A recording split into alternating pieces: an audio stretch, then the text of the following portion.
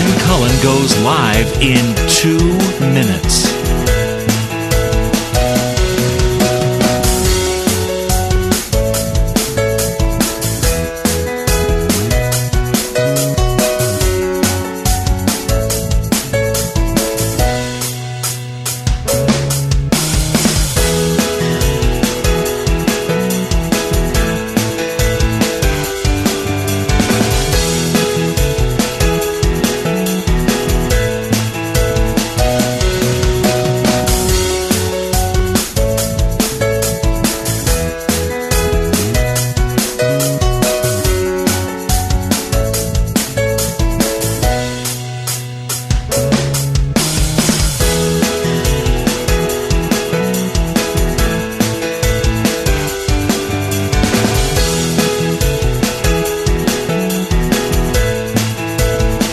Lynn Cullen live in 1 minute.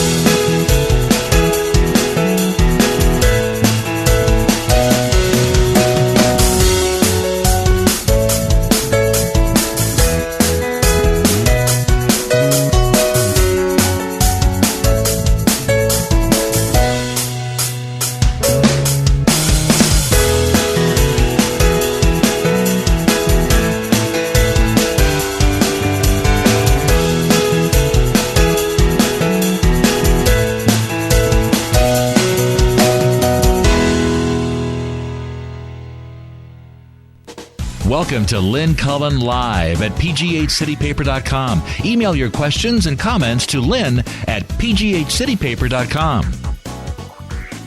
Good morning to you. We're all in our places with sunshiny faces. And you're very lucky I didn't decide to sing it. Let's see. It's Wednesday, is it not? Yes. And it is April the 6th. And we got about an hour to talk with each other. And I got some things I do want to talk about. Some days I don't, and some days I definitely do. And I might surprise you by saying that one of the things I want to talk about is not the Wisconsin primary, okay?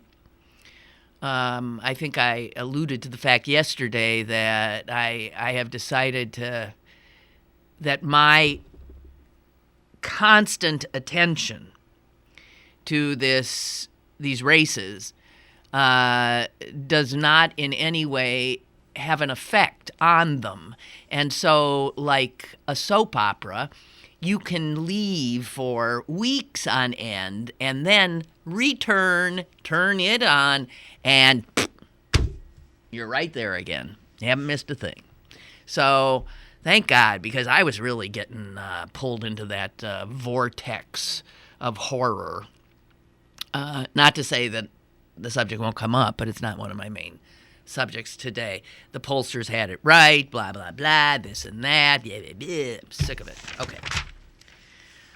I want to talk, but it doesn't get us away from politics, because I want to talk about a debate that was on last night.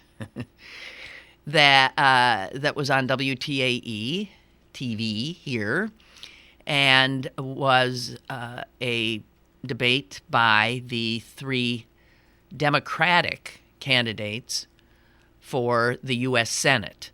That's the race, of course, to take on sitting Senator Pat Toomey, who has been in that seat now for just one term, and I think that's more than enough.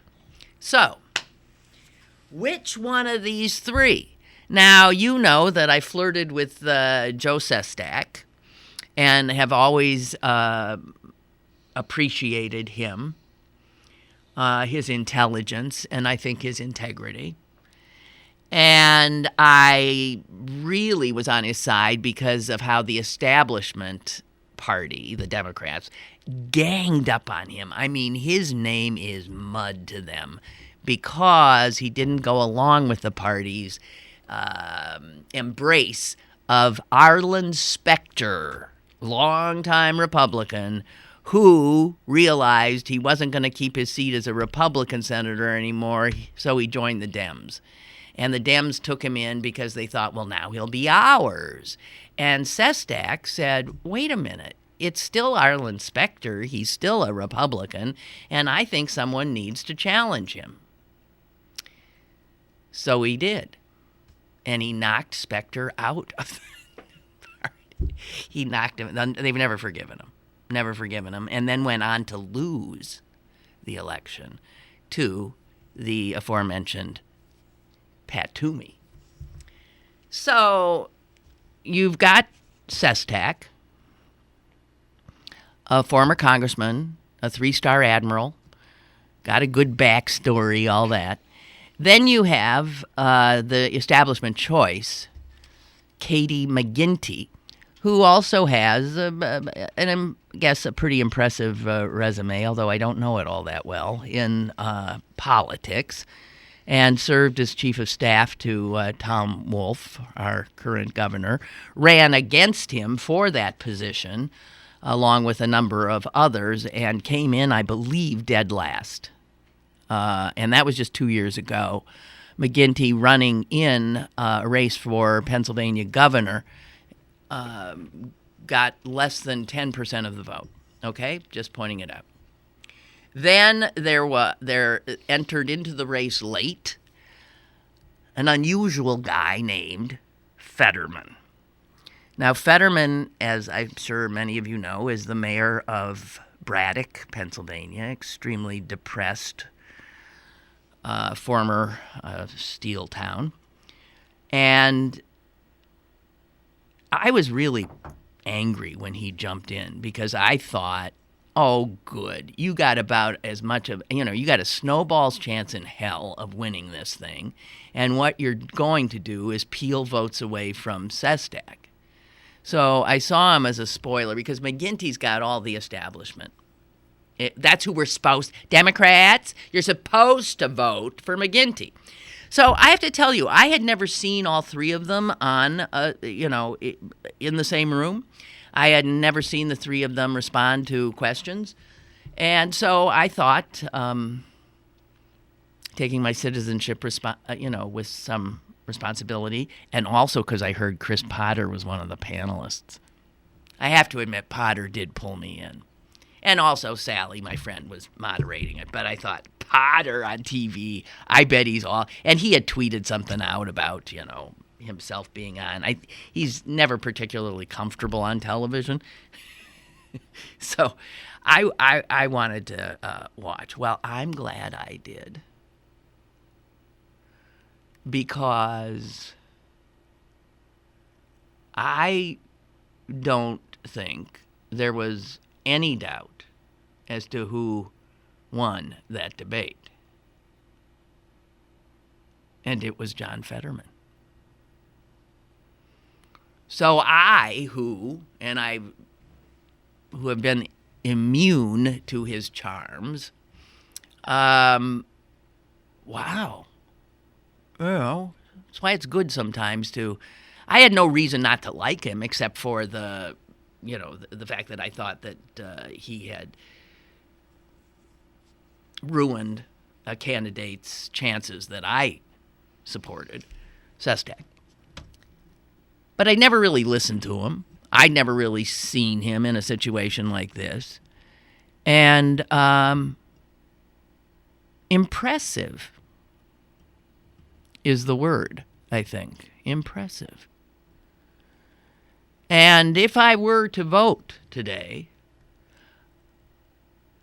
I would vote for, in the primary, if the primary were today, and it's coming up, I would vote for John Fetterman and Bernie Sanders. And I have to tell you why. It occurred to me as I'm watching, why would I vote for somebody?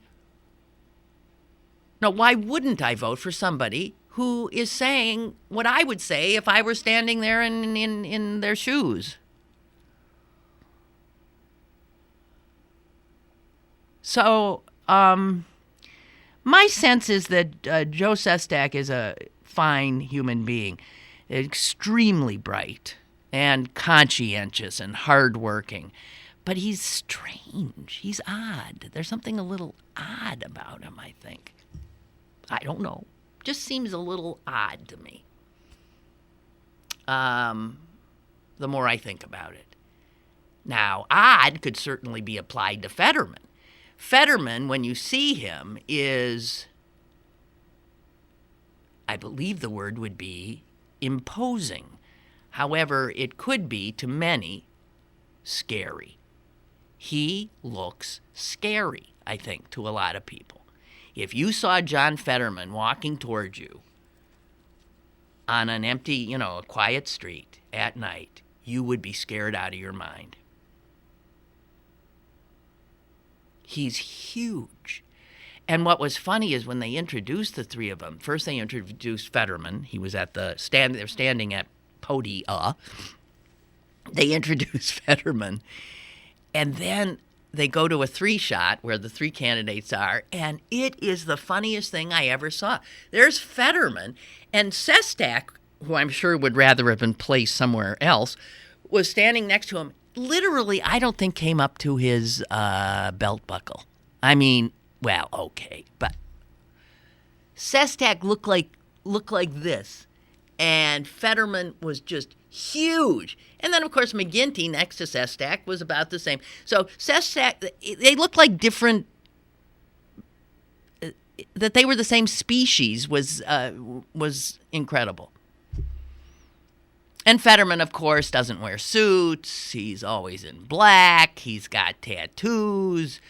He's bald and scary looking and just huge. He's got to be 6'8".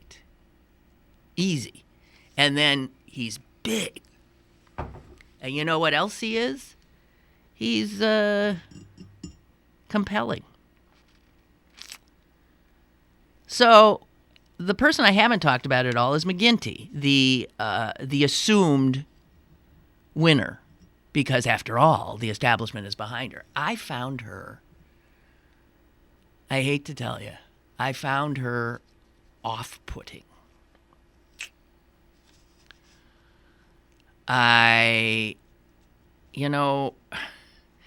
There's a reason this political season is different.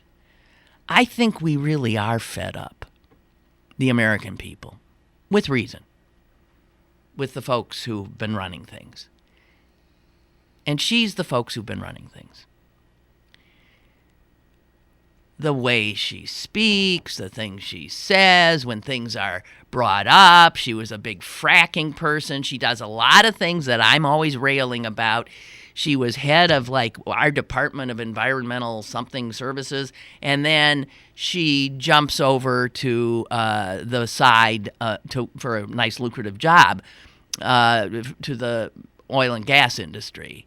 And then, that kind of incestuousness between public officials and the corporate sector is really loathsome to me. One minute I'm regulating you, supposedly, and the next minute I'm sitting in your lap and drinking your wine. And then maybe I'll get back into office and my door will be open to you yet again. McGinty is everything that, is the norm and the establishment. I'm sure she's well-spoken, she's poised, and left me utterly cold.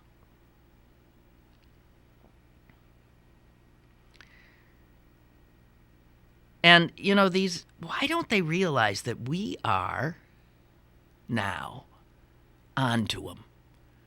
That there's a reason that Bernie Sanders clobbered the assumed next president of the United States, Hillary Clinton, in Wisconsin last night. And has clobbered her in many other states as well. There's a reason Donald Trump and Ted Cruz are clobbering the established Republicans. Americans now, finally, you have seen enough. Isn't that true? Fed up. And we're drawn understandably drawn to people who are different, who are talking straight to us. We're willing to take a shot on something different. I don't think Fetterman can win because, and he was asked the question point blank by, I think, Potter. Maybe not. And he said, yes, I think I can win. He pointed out that McGuinty had polled less than 10% of the vote just two years ago in a statewide contest running for governor. Doesn't look like she's got a lot of support.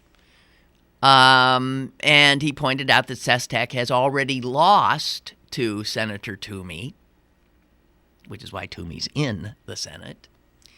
And he said, right there, I'm the one. And the thing is, he's such a big presence in many ways that if he were the nominee, well, he'd get a lot of attention. And maybe, I don't know. You think people wouldn't vote for him because he's scary looking? Yeah, maybe some. I think it's his biggest detriment. Anyway, we got to have him on the show. Now that I've fallen for his charms. So I'm glad I watched that. And I thank WTAE. They did a pretty good job. I mean, as much as those things go, I hate the formats. I guess you have to, I don't know. I hate these canned speeches that they go into without ever responding to the question. And Sestak, guys, you gotta see, as I said, he's a good man, but guy, don't have some scripted thing. Oh, now it's time for their closing statements. And they launch into this thing that just sounds so false, so canned, so, I don't know. And sort of like reality shows now, you know, like if you watch The Voice or Dancing with the Stars or any of these things, people have to have a backstory. People have to, and all candidates now come with backstories. Sestak's daughter's brain cancer. Fetterman with Braddock. McGuinty, my father was a fireman. I was one of 5,000 children, blah, blah, blah. We have a caller. Hello. Hello. Hi, Lynn. Hi. Hey, don't you think the Republican Party in Wisconsin, well, even a Republican established altogether, don't you think they shot themselves in the foot when they stood behind Cruz in that state? So, it helped him get elected there. I mean, win the primary. And now Trump's not going to make it probably. So they're going to have this contest, this argument at the convention, and maybe Cruz will be the one in charge, or he'll be the nominee. And out of the two, I actually think that Trump would probably be easier to work with than Cruz. Mm-hmm. I think, either one of them are terrible, but Cruz is worse than him, and they hated him the whole time. I know. He shut down the government. Mm-hmm. I mean, what are they thinking? Well, they're not thinking anymore. That is a party that is coming apart at the seams. They're turned on each other. They are, you look at the news today. I'm looking at news of what Republicans are doing all over the country. Republican governors. One is under a threat of impeachment. He's screwing around with some aid and denying it, even though there's like tapes of phone sex crap between them. And then there are these other governors who are passing bills left and right to say that if you come to our state and you don't want to treat a gay or lesbian person like a person, well, we welcome you here. You look at this party, and it's disgusting, despicable, and there ain't no way it's winning any national election. Although, and I'm thinking to myself, after they pull the curtain back and you see how you get elected, with the delegates and super delegates, yeah. and they can change the rules. Right. I think, why don't you just pick the guy and run him, and pick the guy on the Democrat side and run him, or woman, whatever you want, and just do it. That's it. Because you're cheating anyway, so just do it that way. It would probably be just as good. I don't know. I just don't as think, good? I think it's so... I mean, I have no faith in it at all. I think it's... No. And when you get into this contested convention stuff, you really get to see how terrible it is. So I don't know. I don't know what you thought about that, but... Well, as I said, I'm sort of taking a little break, and I don't like thinking about it much at all because we got a long, hot summer in front of us. So maybe I'm calling too much and talking about it. Huh? Well, right now I don't give a damn, really. No, I don't just really either don't. Anymore. And I'm so furious with the Republicans for creating this terror. I mean, you did see that most voters in Wisconsin who voted for Cruz didn't vote for Cruz because they like Cruz. They voted for Cruz because they were terrified at the prospect of this, somebody keeps calling him a yam, but this orange thing becoming the president of the United States. But what they're failing to acknowledge is, as you said, Ted Cruz is no improvement, and in fact may be worse. So. And they need to tell Casey to go back to Ohio and be he governor. ain't good. Well, that's what he is, a governor. Yeah. Okay. Toodles. Okay. See you Bye. later. Bye. Son of a bitch. Okay. And then speaking of government,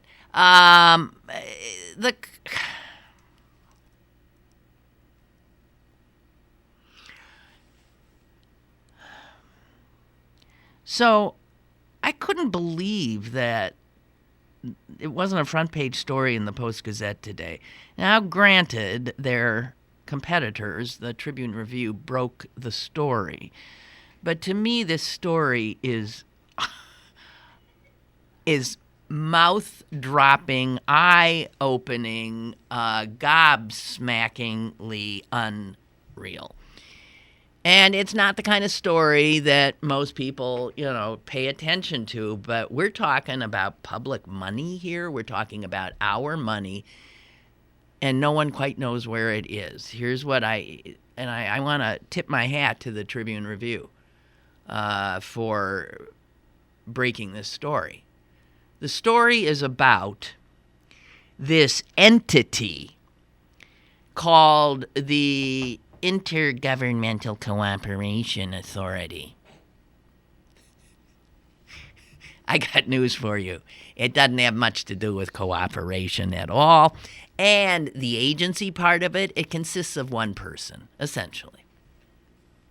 The Intergovernmental Cooperation Authority, the ICA, was created by the Commonwealth of Pennsylvania to oversee, in part, the finances of the city of Pittsburgh. This happened way back about, over 10 years ago when the city was in dire straits.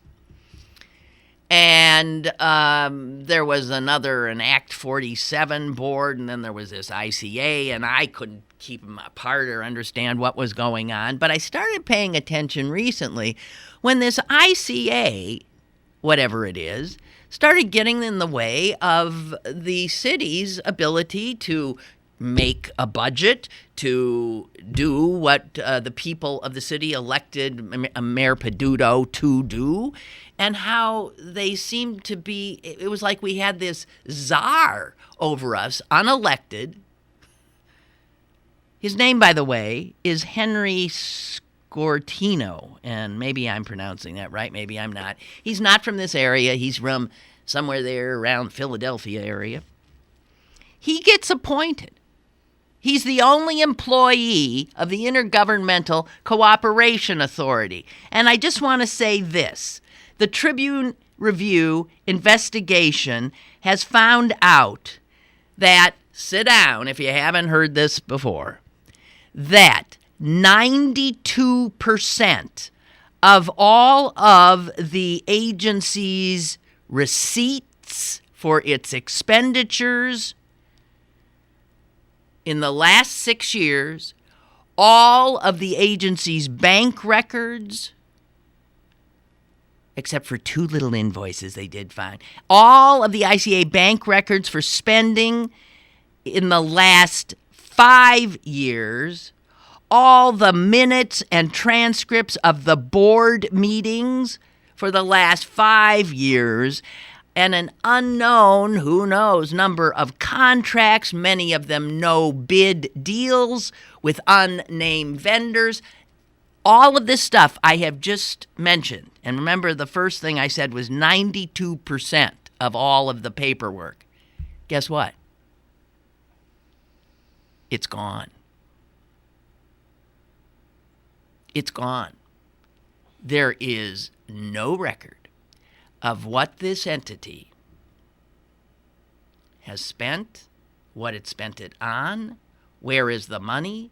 Let me explain this, that this is the entity that is holding, I think, 20 million of our dollars that we're supposed to get from our share of the casino gaming revenues. That was supposed to go to the city, 20 million. And somehow it went through this agency who said, no, you can't have it.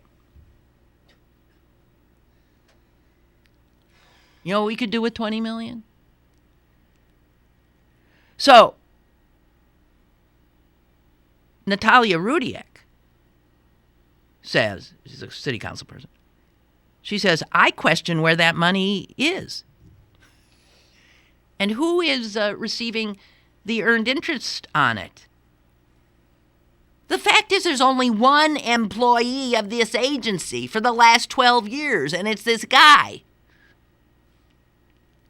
And now all of the records of what he's done, contracts he's given out, receipts, where's the money spent, do not exist.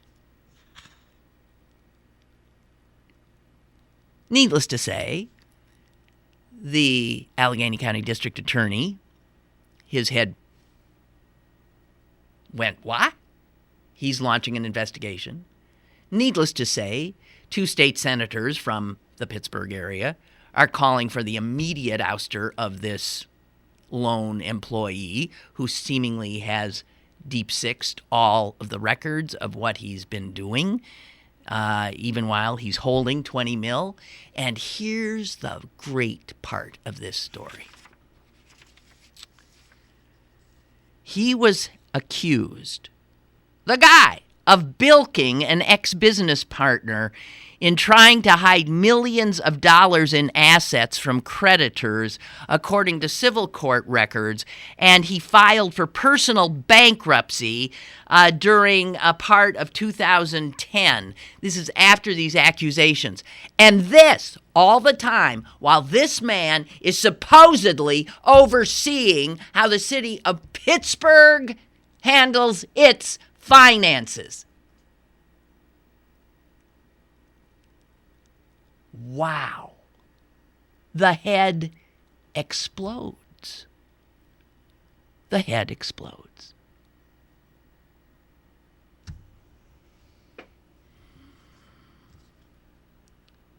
This is a huge story. The Post-Gazette did not even have it on the front page. Now, granted, it's a complicated story, and I'm not sure I got it all right. All I know is the city has been under the thumb of this dictator who is faceless, apparently accountable to nobody, who has shown in his private life an inability to handle money well, and yet he is telling us what we can do with our money. The 20 mil he's sitting on that nobody knows where it is. Maybe it's disappeared along with the paperwork, all the receipts. What?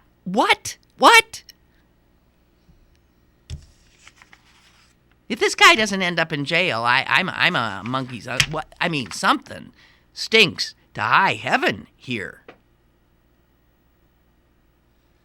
Gone are the board's minutes and transcripts for nearly half of its existence, and all but a pair of receipts paid by the agency.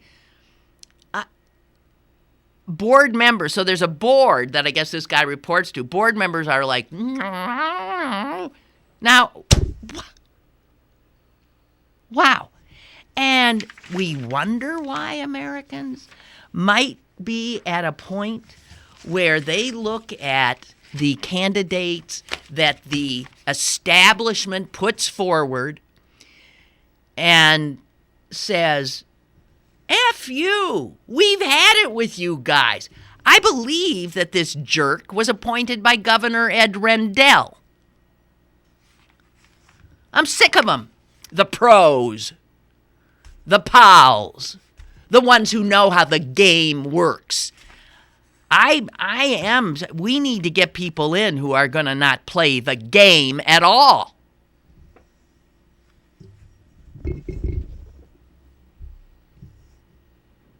Jeez. Incredible. I right now have more in common with a Trump supporter in some ways than I do with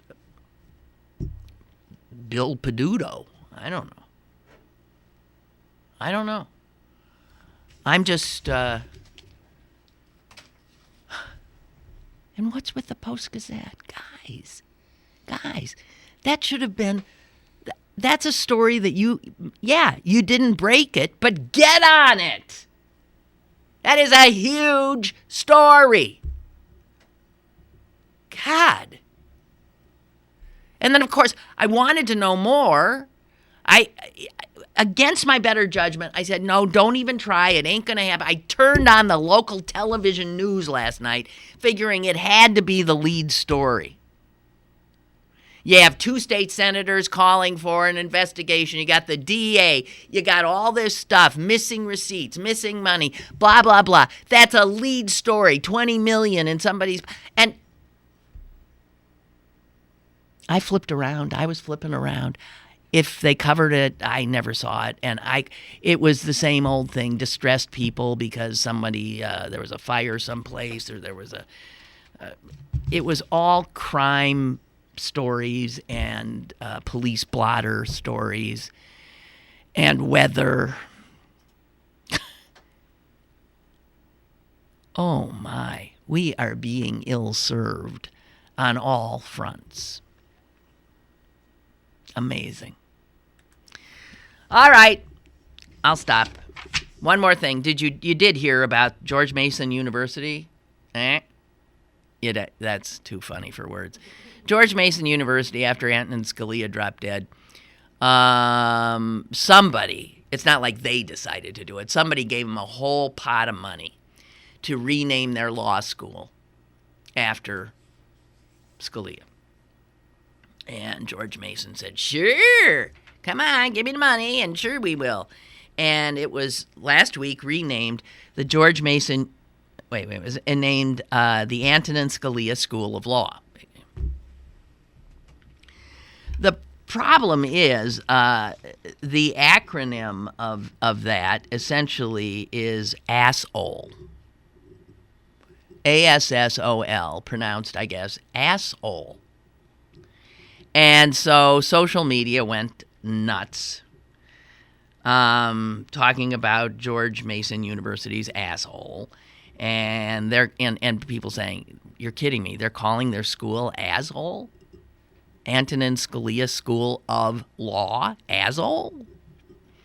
And so there was an immediate retreat. It is not going to be called asshole. It's going to be called the Antonin Scalia Law School. So you get the L right in there in between those two S's, and you get rid of the O altogether. So, they're still, they wanted to keep the money, but they had to rejigger the order of the words. Jeez.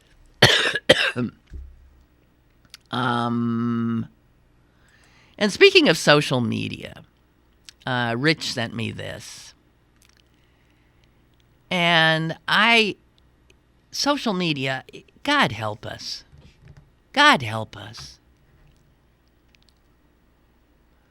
You know, Okay, so there's another corporation, of clothing purveyor, Gap, the Gap.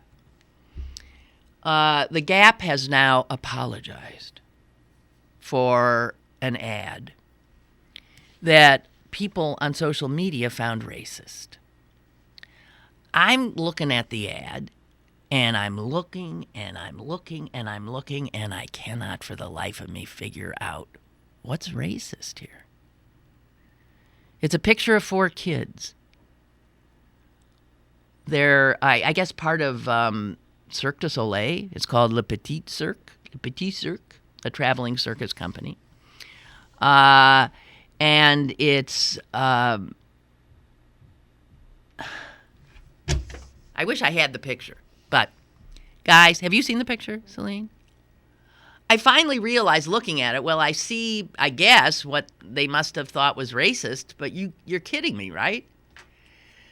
It involved 4 kids, 2 of them doing, showing that they're circus performers. One girl with her leg, in some position yours can't go, and another, in another pose that most of us could not do. And they are on the ends. And then there's 2 kids in the center, a taller girl and a smaller girl. And the taller girl has her arm leaning on the shorter girl's head. Yeah, she's down here, and so they're like this. It's a cute picture. Yeah, social media decided, just some people decided. Some of the feedback that, here's what social media said, here's what somebody said. Oh, Gap kids proving girls can do anything, unless she's black. Then all she can do is bear the weight of white girls. So that was the tenor of the complaints, that the black girl was being leaned on.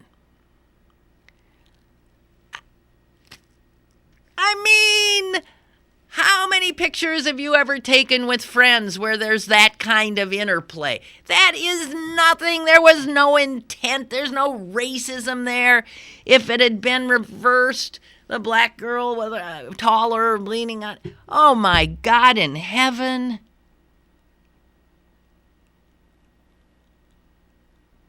So here's what Gap puts out.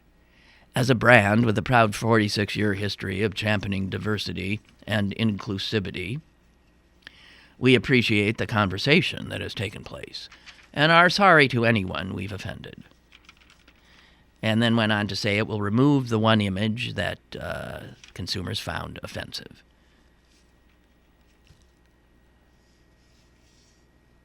I just want to shake somebody. I want to scream. Have we lost our minds? I don't know which annoys me more, the people who obviously live to take umbrage and feel outrage over, I remember when my son was, younger, and he went through his first got to grow my hair to the floor stage. And I was like, I can't stand it. And I know he was just looked horrible. I couldn't believe it. And people would say, well, why don't you just tell him that he can't and blah, blah, blah. I said, because hair is, I'm from the 60s. Hair was a big thing back then. There was, I believe, a rather popular musical even called Hair. And hair is not one of the fights you want to have. You don't want to stake, your relationship or your authority as a parent on something as flimsy as the length of your child's hair. Hair can be cut, hair can grow back, hair can change color, it doesn't matter. It just doesn't matter. So you need to pick your fights. And there's clearly nothing on social media that sort of edits these things. There's no editor. So people, and then for corporations to be so wimpy that they back down immediately. There is little doubt that the vast majority of Americans and Gap customers seeing that ad would have seen a picture of 4 cute kids. And that's all they would have seen, including, I think, most black Americans. There was nothing racist there. There was no racist intent. It was 4 kids being together.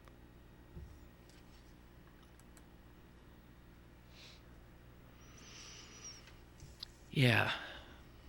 And Denise points out, and this is true, on a global level, you have this Panama Papers leak now that has already probably taken down the Iceland's prime minister, is going after Cameron in England. Putin, of course, is untouchable, but the prime minister of Pakistan also, and a lot of other big shots, rich people. And again, it shows that the wealthy and the powerful have a play by their own rules. And Denise says that's going to only fan the flames of a global populist movement. Because all over the world, people are just about up to here. And it is because of the income gap growing as quickly as it has. Hard to not notice that. And then the extraordinarily bad behavior of the very people who are supposedly our betters. So Denise writes, these are money that could be used to better the world, and instead it's all sitting in offshore accounts, making interest for people who don't need the interest because they're already richer than 99.9% of the people in the world. Money is only of value when it's being circulated.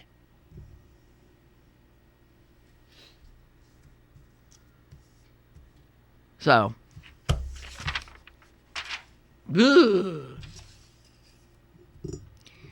So one of the things we're seeing is that because our federal government is essentially paralyzed by the Republicans, and state governments increasingly are pretty much paralyzed, certainly here in Pennsylvania, we've seen that. We pay these people for what? For absolutely doing nothing. Doing nothing. And for the Republicans and their long efforts since Ronald Reagan to prove that government is the problem, they have been very successful in that regard. They have destroyed it, pretty much. And now they can look at it saying, look, it doesn't work. Right. Because you don't do your jobs. Look, it doesn't work. And the people are outraged, blindly outraged. So it falls often to smaller governmental entities like cities to say, all right, hey, if you won't act, we're going to act for our people. And you've seen it here in Pittsburgh, an attempt to raise the minimum wage here, an attempt to do this, an attempt to regulate guns here. And invariably what happens when cities do this, states step in because the cities are run by Democrats. The states are run by Republicans. As soon as a city does something that could be considered progressive, the state legislatures say, you can't do it.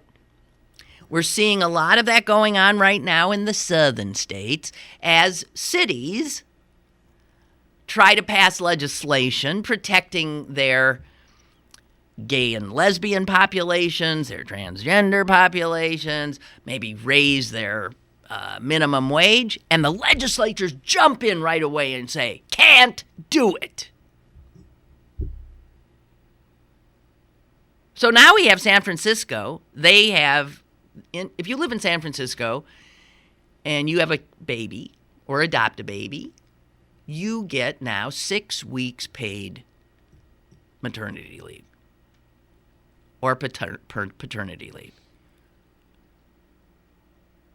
And California, the state, has raised its minimum wage, as you know, to $15. So I guess we're just becoming this strange hodgepodge, depending on where you live, of what your experience of America is. You've got both coasts clearly wanting to move forward. You've got that whole center section in the South just resisting all efforts to be dragged into the 20th century, let alone the 21st. And you have so much dysfunction of these governmental entities that you end up with Donald Trump. And you end up with Bernie Sanders. And you end up with candidates put forward by these parties that, frankly, the people don't want. And guess what? This ain't going away.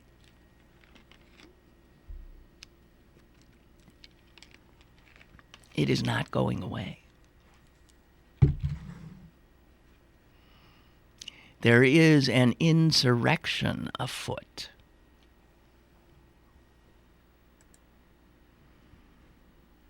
Ray writes regarding Gap, we have produced a nation of sniveling sensitivities. Yeah, I've had it up to, no discernment at all. Jeez.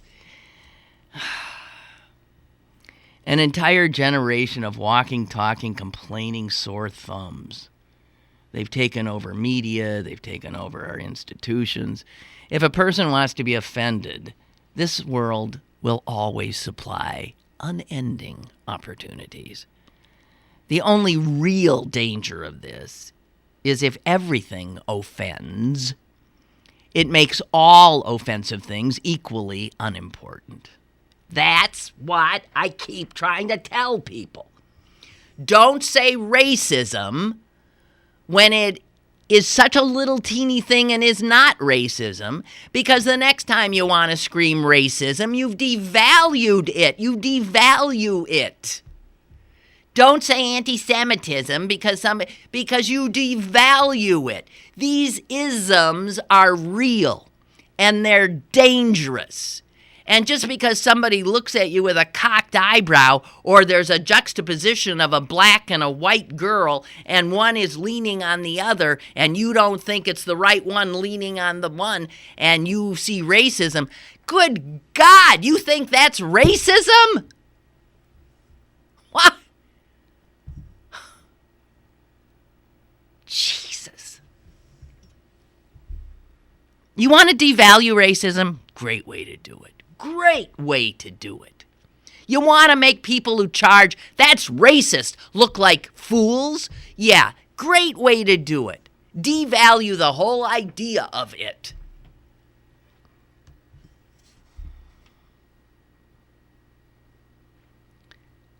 Ray says that if everything offends, it makes all offensive things equally unimportant. There are things that should offend us, but we lose them in the forest of outcries over things that are not offensive or were not intentional or no big deal. We are now in the business of making mountains out of molehills left and right. If there really were an industry for mountain out of molehill making, this country is running away with it. We are really, really good.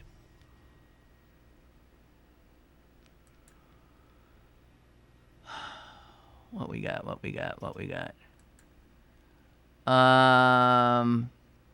Post-Gazette article about the ICA director with picture. Yeah, I saw it. It was on below the fold of the regional section. And I didn't see, I don't know if I saw that one. No, April 6th. Yeah. It was, in my paper, it was not front page. And it was not even above the fold. And to me, it's a huge story. It's a huge story.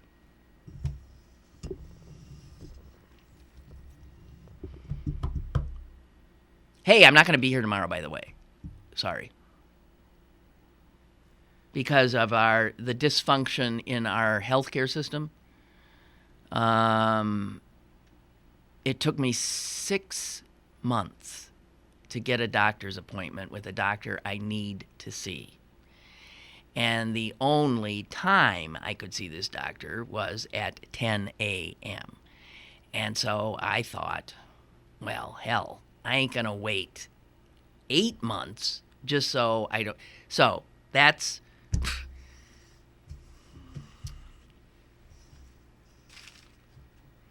I got this amazing email from one of you the other day. Wow. About needing to see a doctor at UPMC, a neurologist. This woman has a chronic disease that gets worse, and she needs to be checked. And she told me a story of such mind-boggling dismissal of her as a human being in need of an appointment. She waited well over a year to see a guy that she was supposed to see. Finally, in a state of just desperation, she calls up the Cleveland Clinic. And guess what? She gets an appointment with a neurologist there in 2 days from the call. And it was worth it to drive up to Cleveland. I'm just telling you, I might be going to Cleveland too, soon enough. We are ill-used.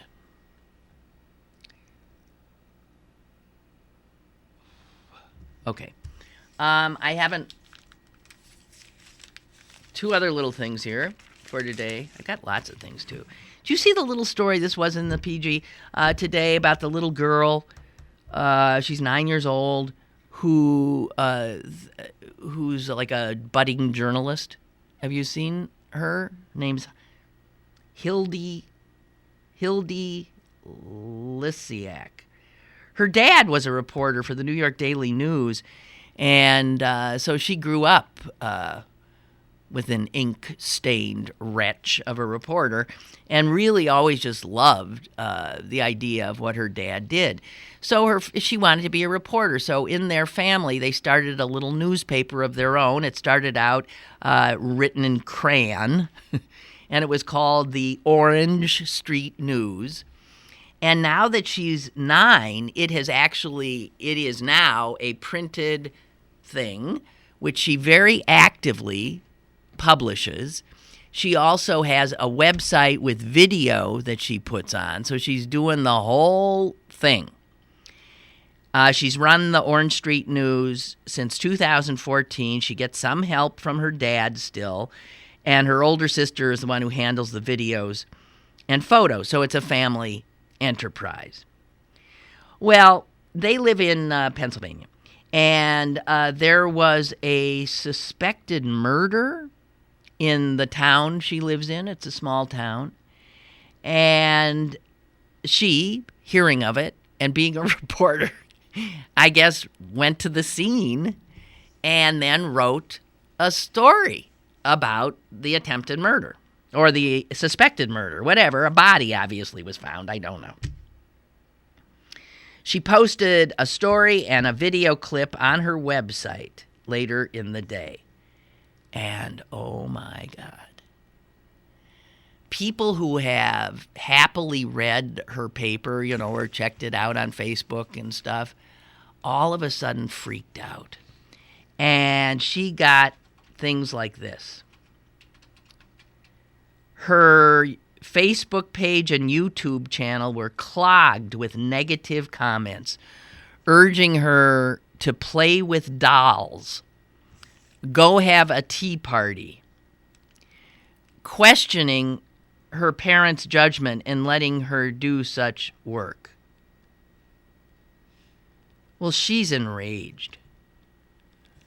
So she responded, and she posted a video on Sunday.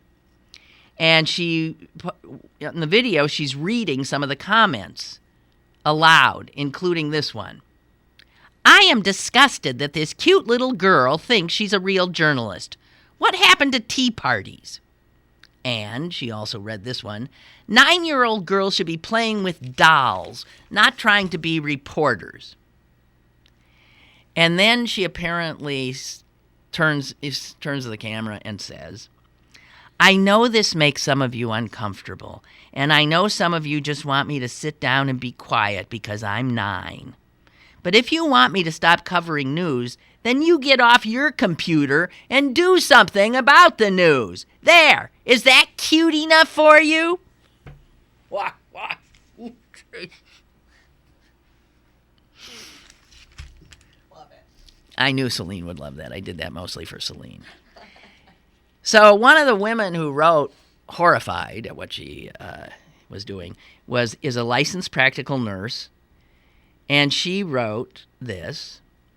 I think she's very talented and her aspirations are great, but it's probably a bigger case than a 9-year-old should handle. Adults in the community are having trouble wrapping their heads around what happened. I can't imagine how a 9-year-old can cover a story like that.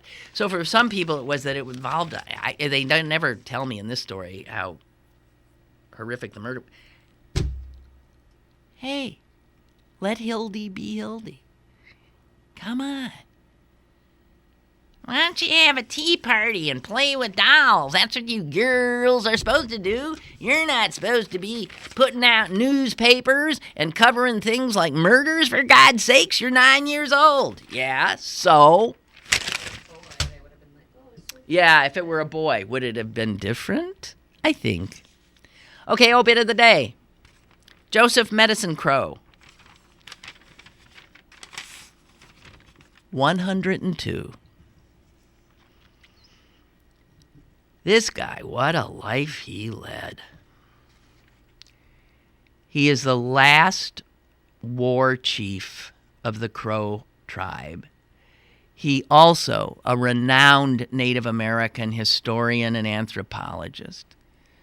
Died in Billings, Montana. I mean, that this guy did what he did in his life, given the fact that he was a Native American. Unbelievable.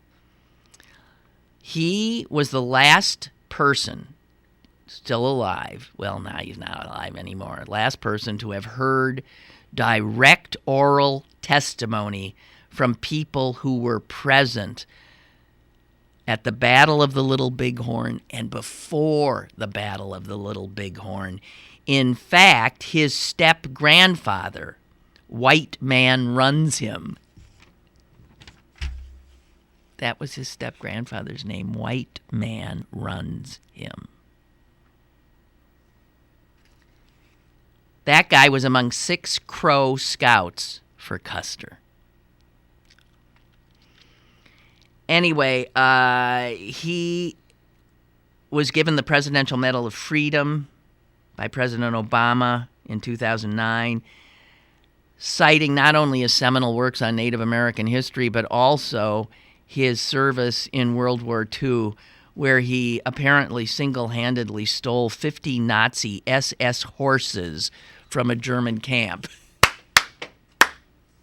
And what's so great about that is that in the Crow tribe, there are 4 traditional deeds that earn a member of the tribe the status of war chief. And one of them is you have got to steal an enemy's horse. He took 50 SS horses. Who even knew they had them? Jeez, God bless him. Joseph Medicine Crow. He was working on his doctorate on the effect of European culture on Native Americans. Short of what? Genocide? I mean, right, okay. But as he put it, I had an uncle who had other plans. That was Uncle Sam. And that's when he went into fight World War II. He was later given an honorary doctorate. But the reality is this is a guy who actually knew 4 of the scouts that were with Custer. And he just died. Joseph Medicine Crow, 102 years old. Spoke at the United Nations in 1999. And as some who try to document the Native American experience here said, it is hard to overstate the astonishing value that this guy had as a link to the 19th century and Native Americans' experience. Okay, I have to do... Am I done? Not quite. Beth writes, I'm shocked how little American media is covering this story. That's the Panama Papers story. Well, come on, Beth. They're not covering it because it doesn't have orange hair and bleats. You know, it's about, you know, offshore accounts and banks, and it's probably why the PG didn't put the 20 million in ICA and agencies on its front page.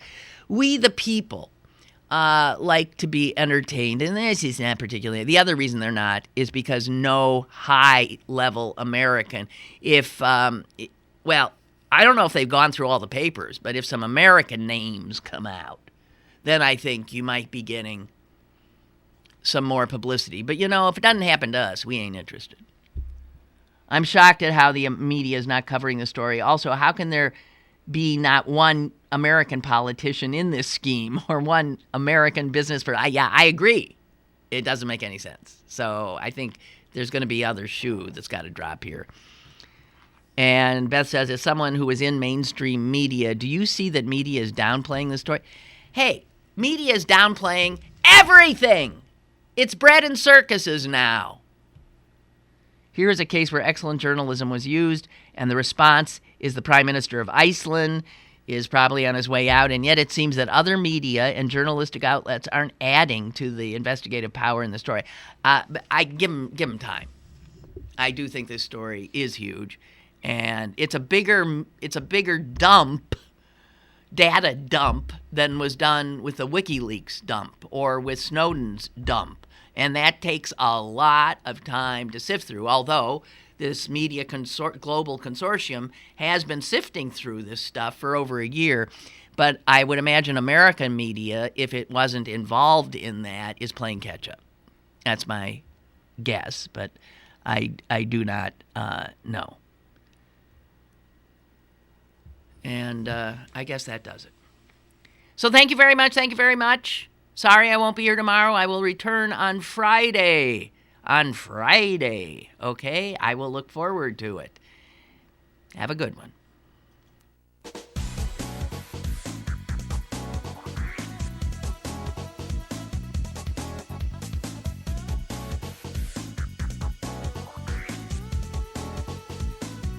Lynn Cullen Live, Monday through Friday from 10 a.m. to 11 a.m. and archived at pghcitypaper.com. The opinions expressed on Lynn Cullen Live are those of the host and do not necessarily reflect the viewpoints of Pittsburgh City Paper, Steel City Media, and its advertisers.